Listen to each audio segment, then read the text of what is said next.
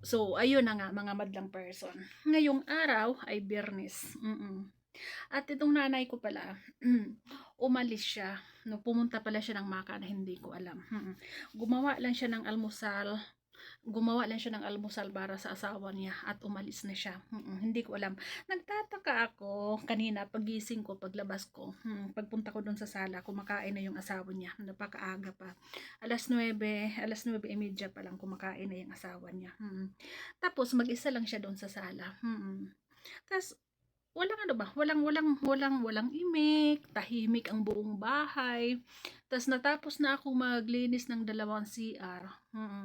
Tapos na din kumain yung amo kong lalaki, kinuha ko na yung pinagkainan niya. Yun, tahimik talagang buong bahay. Tapos umalis yung amo kong lalaki din, may pinuntahan yata.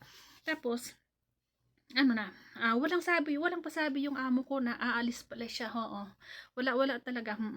Tapos, mga bandang alas 12, nagising na itong anak niyang lalaki. Humingi ng pagkain. Sabi niya, kung pwede ko daw siya gawa ng almusal kasi wala dito yung nanay niya. Pumunta ng Maka. Di ba? Napakasikreto talaga itong nanay ko.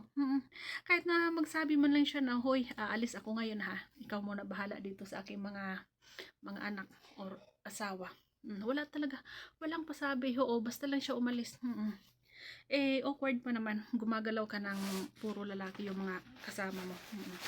Kaya, yun. Anyway pala, nagbabad pala ako ng ganito sa aking buhok. Kasi maliligo ako mamaya. Bago ako magplansya, liligo muna ako. At binababalan ko ang aking buhok ng olive oil na may green tea. So, ayun na nga, mga madlang person. Itong nanay ko, umaalis siya na hindi man lang wala man lang pasabi, o di ba? Nanay nyo rin ba ganun? Parang iwan.